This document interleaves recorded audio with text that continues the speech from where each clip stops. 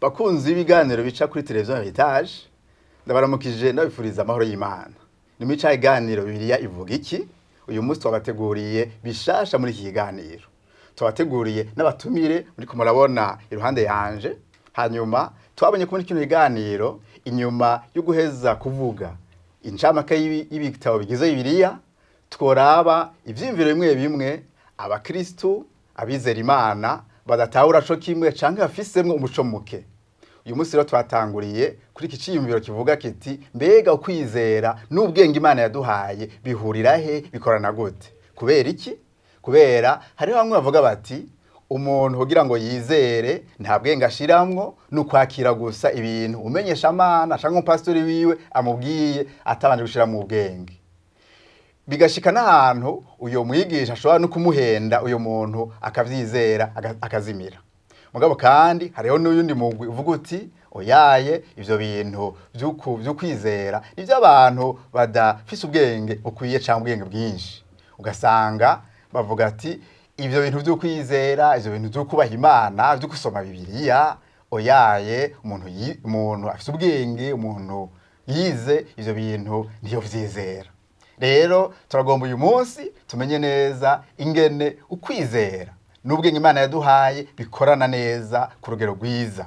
Ndafise rero abatumire badasanzwe kuno munsi. Mu bafu bwanje nafise umutumire nagomba atwidondore. Kaze. Mwakoze cyane kandi mwakoze kuntumira kuri televiziyo Heritage. Ku mazina nitwa Ndikumana Emmanuel. Mu buryo bw'ibikorwa nsanzwe n'umupastori muri PTI Church. Mugabo kandi nsanzwe ndi n'umwigisha wa theology wa missiology. Voilà, ndi docteur muri mfise ubwo bumenyi ku rugezo rwa docteur. Murakoze. Urakoze cyane Dr. Ndikumana Emmanuel. Nivyo ni umutumire adasanzwe, ni nararibonye mu bijanye n'ivyigwa ndoramana kandi n'umurongozi muri iyo kaminuza. Turanezerewe cyane kukubona no kukwakira muri studio yacu. Kaze cyane. Mu buryo bwanje ndafise umutumire adasanzwe nawe nyene natwidondore. Murakoze. Ku mazina ni Nsabimana Viator, nkaba nanje nsanzwe ndi umwungere mu ishengero Uruzi rw'Ubugingo Eglise Chrétienne Fleuve de Vie. Ariko kandi nkaba mu mirimo minsi yose nsanzwe ndi umuganga, aho nkorera iyo mirimo ku ivuriro Centre Medical Magara Meza iri mu Nyabugete. Kandi muri kino gihe nkaba naje ndiko ndakurikirana ivyigwa vya theology muri kaminuza yo muri Etazini yitwa Global University. Hama rero nkaba nanje nezerewe kubona mwashoboye kuntumbira muri kino kiganiro Bibiliya ivuga iki. Rero ndi ngaha kugira tuganire. Murakoze. Urakoze cyane Dr. Viator. Turanezerewe cyane nawe kwakira. Usanzwe uri umuganga médecin mugabo kandi uri n'umupastori. Ndanezerewe rero cyane kugaba abatumire bacu twaronse uyu munsi. Reka rero tuje kuri kino ciyumviro tugitahure neza. Iyo birivuze ukwizera, mbega ivuze ngo ivyimviro vyacu byose n'ubwenge bwacu ntitubikoresha. Ni gute ukwizera kwacu koshobora kugendana neza n'ubwenge bwacu? Reka duhe kaze Dr. Emmanuel. Kaze. Murakoze cyane. Ni ikibazo kiryoshe ntabwo kuciyumvirako. Mugo kandi jewe mvugishije kuri kintu hari n'amakenga menshi. Iyo umuntu atanguye kugereranya ukwizera no gufita ubwenge, nkuko mwabivuze mukamenga ku ruhande rumwe mukamenga ugomba kwizera ntiwogira ubwenge, ntiwoshiramwo ubwenge. Handi mukamenga ufise ubwenge ntiwokwizera. Umenga washaka dutangurire n'ahatariho. Kuko jewe ikibazo nama nibaza gisanzwe atari ikibazo kigoye. Arabo bavuga ngo kugira ngo abantu bizere ntibagire ubwenge, aheza kubivuga akaja kuvyigisha abantu bafise ubwenge. Kuko abantu batagira ubwenge tuzi bamwe n'abana bakiri bato batararonka gutahura. Abo rero nta wirika yabirukanga inyuma, abigisha ivyo bavyigisha abantu bakuze bazi ubwenge. Abandi bantu batagira ubwenge tuzi n'abasatsi. Abo nabo bose bavuga ivyo nta nimwe ndano abatumbera. Donc hariho ni contradiction quelque part, hariho kutiyumvira. Ufatiye ngaho birakwereka ko nabo bavuga ivyo ntibaba bavyiyumviye. nta muntu yizera adafise ubwenge hanyuma ubundi nawe akaca yaduka ngo biga n'ivyo batagira ubwenge akibaza ko ubwenge afise ko aribwo mutera kutizera ahubwo abivuze ku bwanje nisinye ko ntihabibaze ngo ndiko ndamutuka ahubwo nisinye ko nawe yoba atagira ubwenge yibajije ko abizera arabatagira ubwenge ntibikunda reka mushaka mbe ndahera ngaho ukwizera nubwe umuntu atagira ubwenge ntashobora kwizera kandi umuntu yizera ukwizera gukuza ubwenge reka mbe ndagejeje aho urakoze cyane Dr Emmanuel reka tumve Dr Viator ico yovuga yoshikiriza kuri iki ciyumviro abantu badahuriza ko bavuga bati oyaye umuntu ayinjira mu bintu byo kwizera ntaba gikoresha ubwenge no kwakira gusa ivyo umenyesha amana kubariye utabanje no kumuhaririza we nawe akavuga ati oya ivyo bintu nivyo abantu batiyumvira yego karibu Dr Viator. Murakoze cyane ni ikiganiro kuri jewe kinkoramutima kuko ni ikiganiro cyane ikiyago tugiye kugira gisanzwe gifatiye nyene nkuko mareko murabivuga aho haba hari ivyimviro bibiri bihushanya cyangwa umenga birahanganye yego hama kandi uri kurabiraba utabiravye neza womenga umugwi wose no burafise ukuri na cyane cyane ufatiye ku bintu bigaragara kumbure vy'amakosa kumbure akogwa n'abizera womenga ntibashizemo ubwenge ugati rero ivyo reka tubivuga ati kwizera umuntu aca atakaza ubwenge kubw'ivyo reka rero nkurikira ubwenge bwanje ariko kandi ku rundi ruhande bati mbega umuntu yoshobora kugira ubwenge atizera mbega uyo muntu kuko kwizera naho nyene nibaza ko aussi il faut faire une nuance kwizera niki umuntu yizera Imana yizera ijambo ryayo biragoye rero ko uvuga ngo wokwemera ko waremwe n'Imana canke wokwemera ubwo bwenge ko wabukwiye ku Mana kiretse nimba utemera Imana niho utogira ntutokwemera no kwizera ko kubaho rero mu bisanzwe cyo si kibazo ca vuba ni kibazo kumbura baciye mu ishure murazi ko ari kibazo abahinga banonosoye bijanye n'ubwenge bagiye bagira ko amadeba kumbura siza kuvyinjiramo cyane mugabo hariho nk'abavuga toya ukwizera n'ubwenge la foi et la raison ntibibana ntibijana ntivyokorana abandi ati wanguha hari ivy'ubwenge bishobora kwaksedako ariko kandi hari n'ivyo ubwenge budashobora gushikira bisaba kukwizera nako kuca gukora abo bacavuga ati rero ukwizera n'ubwenge ati bitegeza kujana bikuzuzanya yego ariko kandi abandi bavuga bashikira ivy'ubwenge bakavuga toya ukoresheje ukwizera uca wica ibintu ucuja dari rationalisme donc tuvuga ko ucukorera ku bintu bitagira fondement bavuga ati fondement scientifique bitari prouvé rero bavuga ati rero ukwizera kuca kukuraho la raison alors ça s'exprime mutuellement ariko nkuko mwene data ko rivuga Dr Emmanuel yego nibaza ko twisunze ico Bibiliya ivuga dushobora kuronka inyishu kuri ivyo bibazo byose kuko byose byavuye ku Mana habwo kwizera haba n'ubwo bwenge ni Imana yabitanze habasiye gusa iki gikora gute bihurira he ni gute bitogongana ngira ko muri ko tubandanya twinjira cyane mu kiganiro turashaka kwinjira muri utwo tuntu kugira ngo dushobore nkuko mwabivuze gufasha abantu bashobora kuba bari muri ko kuzazanirwa murakoze ndabaciremo ivyo uvuze nivyo hariho abantu bamwe turugiye no muri kahise twaje mu vyandikwa bakwereka yuko umenga umaze kuba umuscientifique ukaba umuntu w'incabwenge n'ibiko novyita ko bitajana no gusubira kwizera Imana mugabo kandi nibaza yuko ugiye no muri kahise ukaja muri histoire yego abo bantu n'ama exception ni bake ntituvyibagire yuko les grandes universités zo mw'isi yego les meilleures universités zubakiye ku bantu bemera ko Imana ibaho nta muntu azi ubwenge w'umuscientifique ashobora kunonosora ivyo tubona kuko acashika ahantu wenyene akibaza iyo vyavuye arashika habona yuko nkuko wabivuze ubwenge burafise aho bushika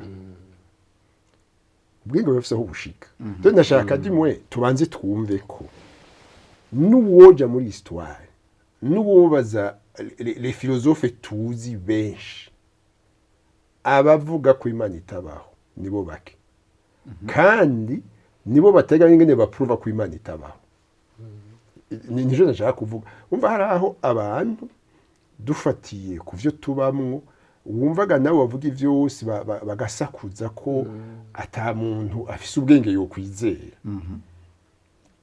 suko ari na benshi suko n'ivyo bavuga biba bishigikiwe n'ubwenge bwo mw'ishuri bw'iki benshi uriko urabumviriza bavuga ibije mu mitwe yabo mugabo bitagira ama preuve ubwabo wofate kuvyo bako baravuga ukabikuti ivyo uriko uravuga nawe ntubitahura gusa ntuzivyinshi mu byo uravuga co kimwe nabo muvuga umuntu habuze akabwira abantu ko ngo ivy'Imana uvyumva uvyizere banze uhagarike ubwenge namaze kuvuga ubwiwe ntabataho ivyo ariko aravuga ubwenge buhagaze n'ukwizera ntibikunda uja muri Bibiliya utayijamwo maze ko ndohera ngaho ndakunda ndiko ndavyiyumvira urumva iyo tuvye ngo ubwenge nkuko bivuze no mu Kirundi turiko tuvuga iki exactement est-ce que turiko tuvuga ubwenge bw'abagiye mu ishuri ba docteur nkawe nka jewe canke ko tuvuga ubwenge bw'umuntu effectivement yiyumvire afise iciyumviro c'umuntu nyene kuko urazi kaminuza sisi twirirwamo gusa n'ubuzima ni kaminuza ivyo umuntu abamwe hari abantu bafise ubwenge bwinshi n'ubumenyi bwinshi twebwe tutazi aho naho ugomba ugaruke turiko turavuga turaba ubwenge turaba ubumenyi turiko tuvuga iki muri ivyo bibiri sivyo donc uza gusanga mu vy'ukuri umuntu aba bariko barigisha ivyo ngo abantu baza guhagarika ubwenge kugira ngo bizere bigaruka muri vya bindi mu Kirundi bavuga ngo amangetengete aravuga ngo ibintazi kuko nibaza ijambo amangetengete mu Kirundi n'umuntu afundikanye ibintu bitagira bija niyo biva bidasigurika sivyo umuntu yaka aravuga ibintazi ntuvuga ibintu ntivyumvikanye ntibisobanutse mugabo umuntu avuga ibintu vy'ukwizera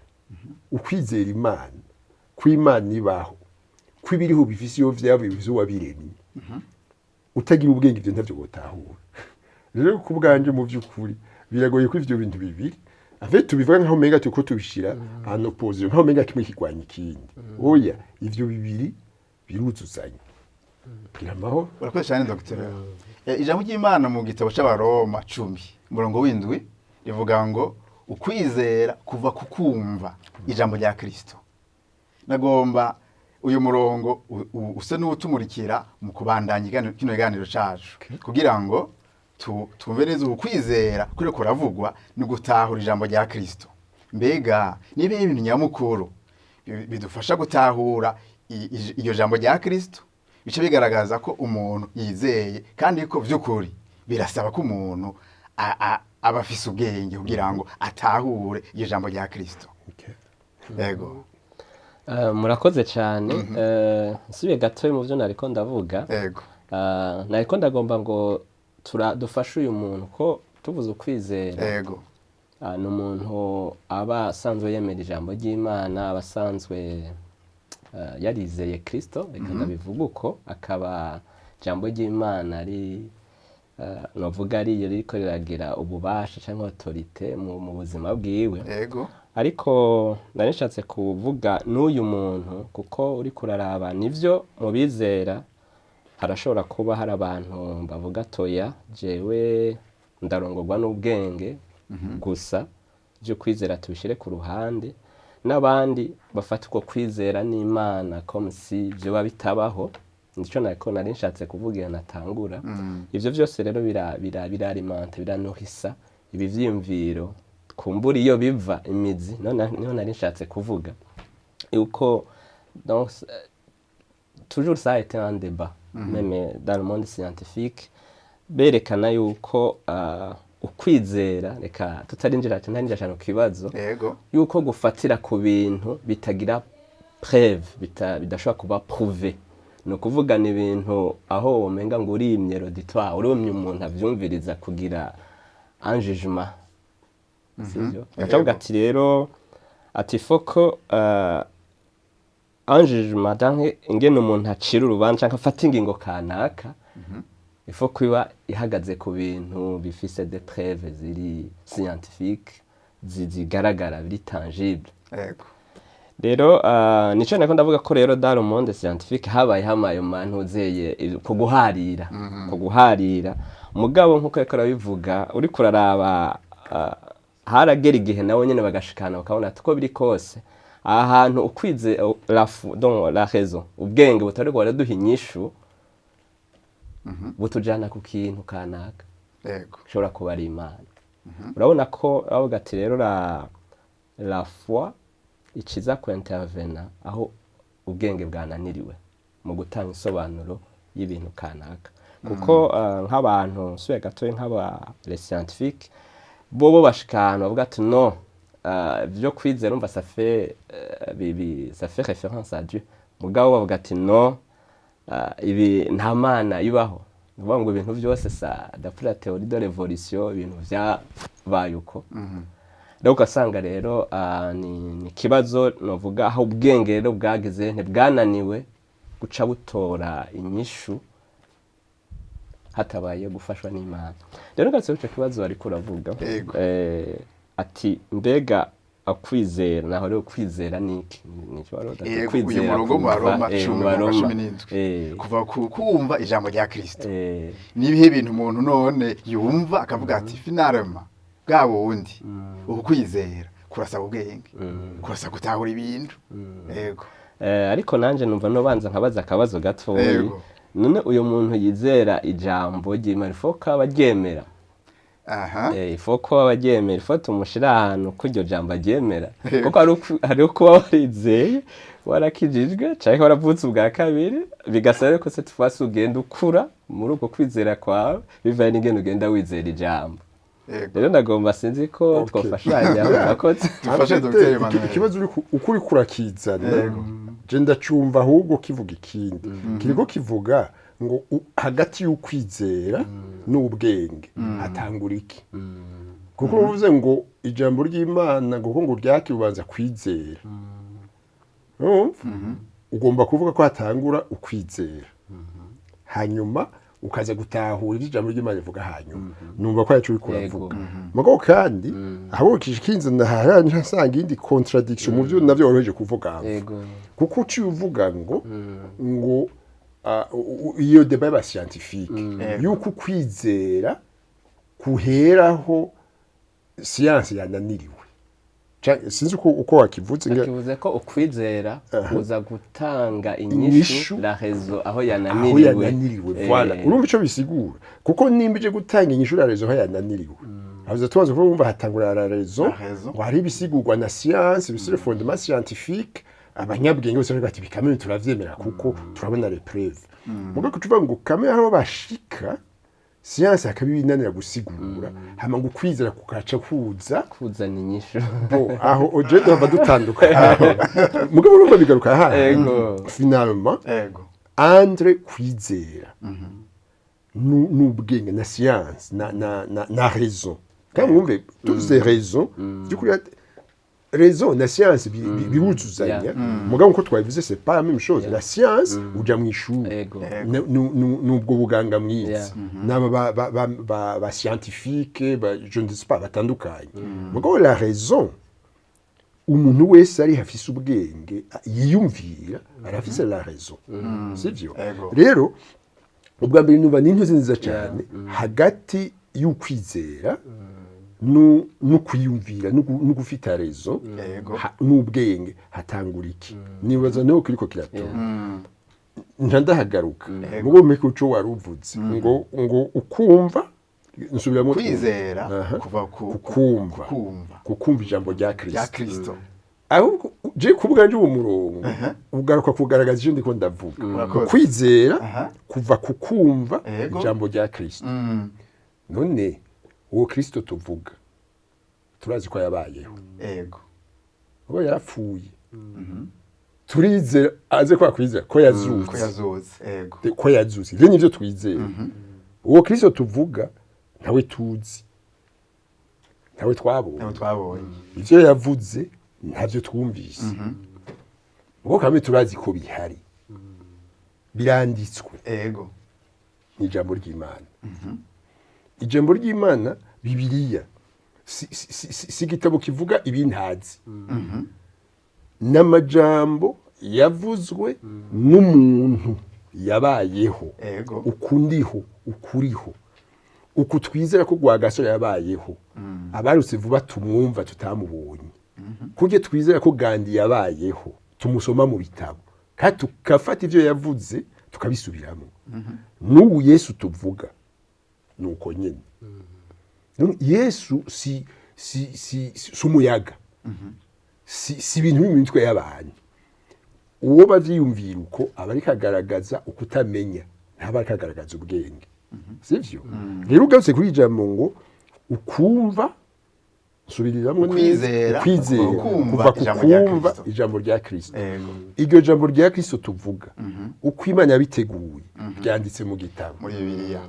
none iyo cyanditswe mu gitabo tukimenya gute umuntu abanza gusoma Agakoresha ubwenge. ikintu canditse kidasomwe Yego. ikimenywa uwusoma n'ubuze ubwenge uwutagira ubwenge ntasoma hanyuma wibuke uwasoma rero ubwenge niko ndavuga nimwe bwo mu ishuri baramwigisha gusoma no kwandika mugabo kandi aciye avuga ivyo karasoma uwundi afise ubwenge bwo kumva ikivuzo akagitahura aca mva rya jambo rya Kristo hamara yumvise akagira iki akaryizera urumva bihava bibera nk'inkoko n'intuze kuko burya abantu bose babanza kwizera Yesu hama ngo bazi kwizera ivyiwe ivyo bitugaruka muri ibintu vy'ibintazi niki hari abavyibaza uko umuntu abanza kwizera Yesu hama amaze kumwizera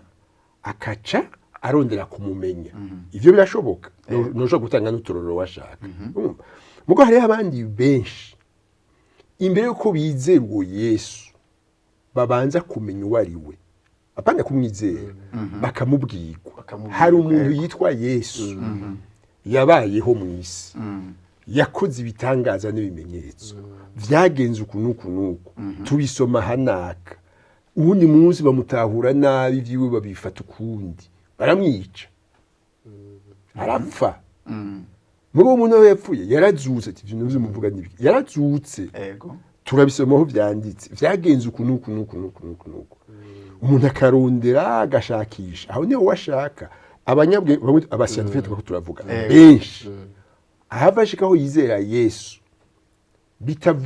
bitahereye ku kwizera vyahereye kurondera neza uwo muntu wari we yavuze ibi bintu ibi nibi aje bati umugabo ndamwemeye n'umugabo kabisa hamwe umaze kumwizera ugahava ubona umva hatanguye gutahura ibintu umaze kwizera kwa kwizera gwava gufasha no gutahura n'ibisumba ivyo reka mbe ndagejeje ngaho nizige ko muri ko muranyuma bamwe bashikanwa ku kwizera no kurondera n'ubushakashatsi bukabazana ku kwizera abandi batangura ku kwizera uwo muntu batazi bumvise muko bamaze kumwizera bikabatera amatsiko yo kumenya uwo ari we donc ibi bintu bibiri birubakana murakoze cyane reka dutere dusozera kino kiganiro cyacu ahanini tuvuga mbega none ko turiko turumva neza kugira ngo umuntu yizere abanza kumva ijambo rya Kristo kandi bisaba ko umuntu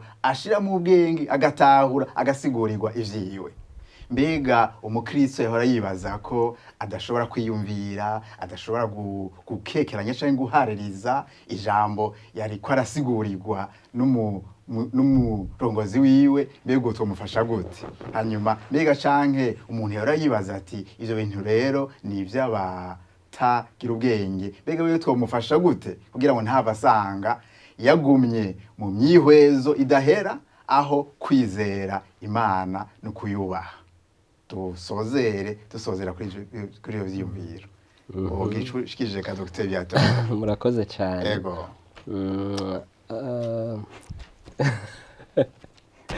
Ego.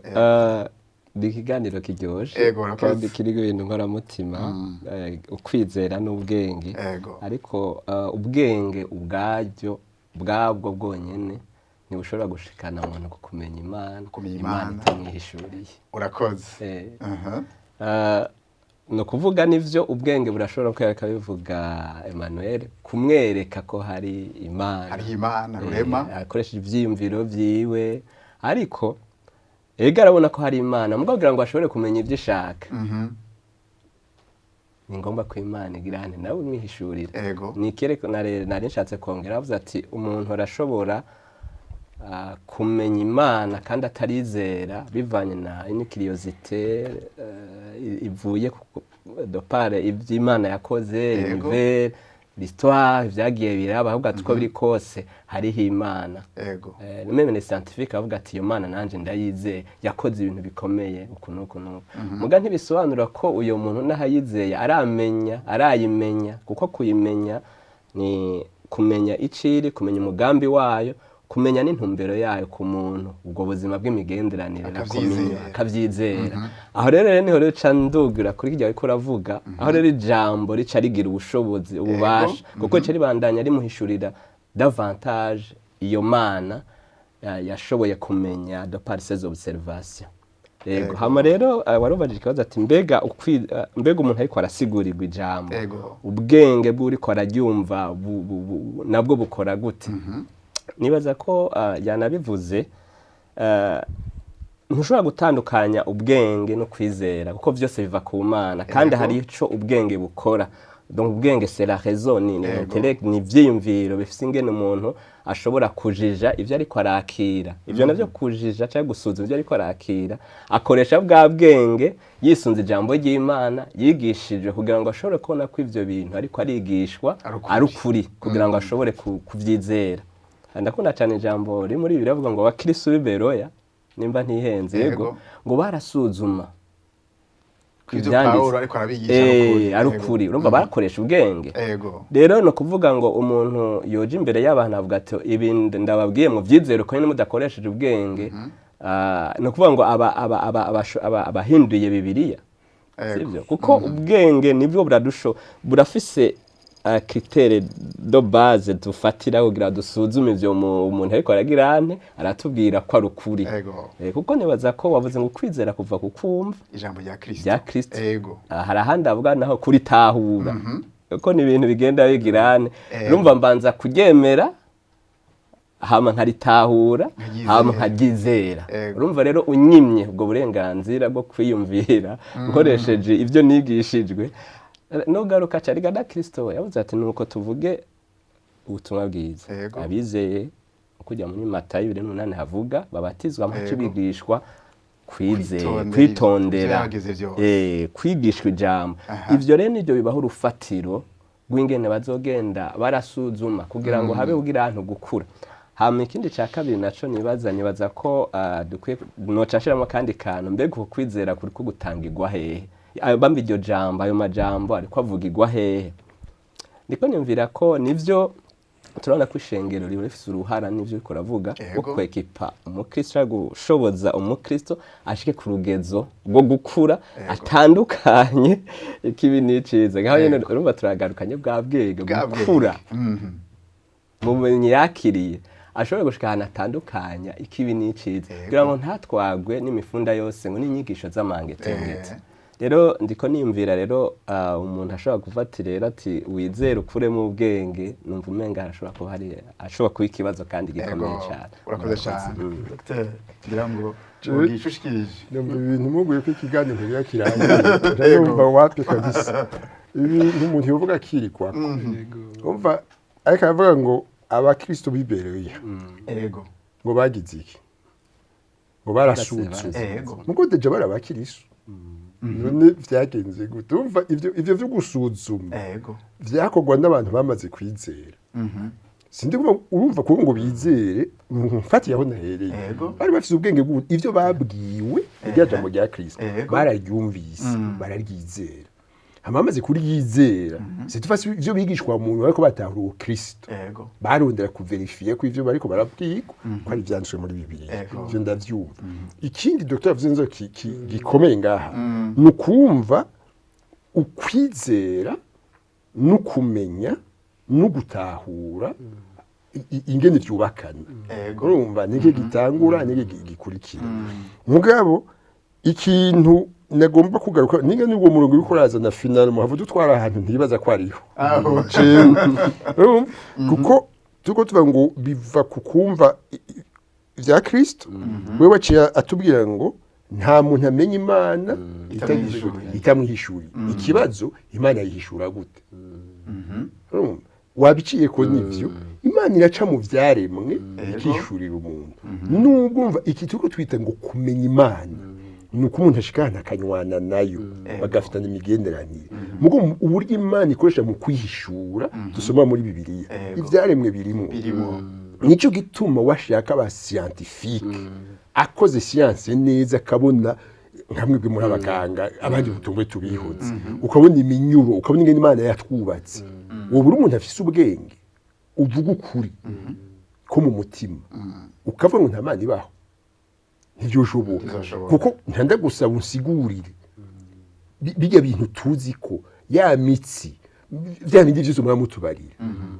vyarishizeho vyagenze gute bo ico ndakireka mu nkundire ndababwira inkuru imwe nasomye mu gitabo cette phase inyereka yuko umuntu ashobora kumenya Kristo canke kumwizera ataramumenya ivyo kumenya no gutahura uwo ari we bikaza hanyuma nuko ngaruka ico ndiko ndavuga Imana ntiyimigwa bamwe baza kuyizera bivuye uko barondeye kuyitahura mu bwenge bariko barasoma barondera aroka abandi babanza kuyizera hama muyo bakaja kurondera iyo Mana bizeye yariyo je nasomye inkuru mu gitabo kimwe umuntu yari umwana mutonya mama wiwe yavutse ku Muhindi n'umumama w'umwongerezakazi hanyuma umuhindi yari umuhindu yasenga izindi mana mugo mama wiwe yari mu Bwongereza yarazi Yesu yarazi Imana izidusenga hanyuma bari mu Buhindi umwana akiri mutonya nyina akamubwira ati mwana nivyashika ukisanga muri danje mwirinde ugasanga uhamagaza Imana zose baza abahindu bafite Imana nyinshi bemerera rimwe ugasanga nta nimwe yogukiza hari indi Mana uzuyisenge iyo Mana yitwa Yesu nawe nta byinshi arabyizi we yigereza aho gusa hanyuma yakabwira umwana akiri muto munyuma uwo mu mama arahukana n'umugabo wiwe aca yisubirira iwabo umwana akurira mu muryango kwase yarakuze amaze ko umuntu w'umugabo sinzi ko ari yo muyabaga niki ngo umunsi umwe niwe iyo ni ntahe yishingiye agenda kuramutsa bavyarabe agiye kubaramutsa baza abandi kenshi babahindu barakunda kuja muri nature mu bintu zeye umunsi umwe agenda nk'utembera aragenda ashikana ikintu c'ikimanga atarazi ikintu c'ikimanga kirekire cyane agishikiriye asanga atambutse gato yocagwayo aca afata ingo y'guhindukira afata inzira yazananye agenda mugihe cyatarazi hari inzoka yaje inyuma yiwe ngo ahindukiye asanga igisato c'amahero casamye kigomba kumumira umva muri uwo mwanya arabona akagenda imbere agwa mu gisumanyenge agahindukira yinjira mu munwa w'isato ngo muri uwo mwanya nyine acabuka ya majambo mama yaramubwira akiri umwana ngo niwashika muri danje hamwe Imana izi Mana zitogukiza urumva yazishyize muhira uzusenga iyindi Mana yitwa Yesu hanyuma muri we baravuga ngo Yesu mugo kubera ubwoba Yego. nijwi ntiryasokorotse we yumva uzi ko yasemereye Yesu mugajwi yankakoriza mugagije kumuhamagara wazona ca gisato gishubije umunwa hamwe gica kigihugu kirarengana we wacaragenda aca atahana ikibazo iyi mana yitwa Yesu ni imana nki kimwe yumva umuntu ayihamagaye n'iyijwi ritasokorotse icya kabiri yihuta gutabara ku buryo bw'uko kuri umusogonde nyine isato yagira imiye kigenda urumva arahejeje kwizera iyo mana atazi aca agenda afise ikibazo ngomba kumenya iyo mana yitwa Yesu Yego. mu nyuma ashise iyo experience nta niyo yavuze aratinya ngo mugabo hariho abana mu bavyara biwe bari bamaze iminsi baja gusenga binyegeje mu bo twokwita abakizwe no munsi umunsi waze bavuze ngo Yesu ati muramuzi turamuzi Yego. murazi Yesu ati hari abantu basigura uwo ari we mwonjanayo aca mujanayo aca arakizwa none iyo ni histoire vraie Yeah. ni nta muntu yishimiye none uwo muntu hagati y'ukwizera no kumenya hatanguye iki hatanguye kwizera guhamagara imana atazi Yego. ubwo kubera ivyimukoreye ya mana irabaho ya mana irumva ya mana iratabara kandi ko yabimukoreye bikaba biri vrai bica bimutera amatsiko yo kumenya iyo mana rero nagomba guheza mvuga ngo mu by'ukuri niko bimeze umuntu yagira ubuntu nkuko wabivuze imana ikamwihishurira Yego. imana ikwihishuriye bigutera amatsiko yo kumenya iyo mana yakwihishuriye iyo ariyo kuyimenya bigusaba ubwenge Yego. bica bice ku bwenge kugutahura kuko ubwenge bukuzana kugutahura ni nkuko ku bandi iyo mana nyene ibatera inyota abo basiyantifiye abantu bafite imitwe y'ubushakashatsi n'iki ibatera inyota biciye mu byo bariko bararondera bikabatera amatsiko yo kumenya ivyo bintu iyo vyavuye bagaje bati ivyo arivyo vyose ibi bintu birafise umuntu yabiremye babakizwe bavuga ngo ni imana ntibaba barayitse mugo muri uko kurondera bihava batariho bashika aho bayize ariko uvuga uti muri ico gihe baba baje ibi bihishuriye rero dukoresha imvugo zitandukanye mugo vy'ukuri zituzana ahantu hamwe ku bwanyu nta muntu yizera imana atagira ubwenge ntabwo muvuga banyumva bavyumva umuntu afise ubwenge butamuha kwizera imana arabusuzuma neza ubwo bwenge ntibukwiye mu mbabare sindiko ndabatuka imana ibaheze Murakoze cyane mwese abariko baradukurikirana reka kine kuganira tugarakurize ngaha tuvuga tuti imana yaratwishuriye iratwishurira mu vyanditswe iratwishurira mu vyaremwe mugabo kandi ikoresha ubwenge bwacu kugira ngo dushobore kuyitahura tuyizere murakoze cyane abadukurikiranye mugire umugisha mu banyu n'agasaga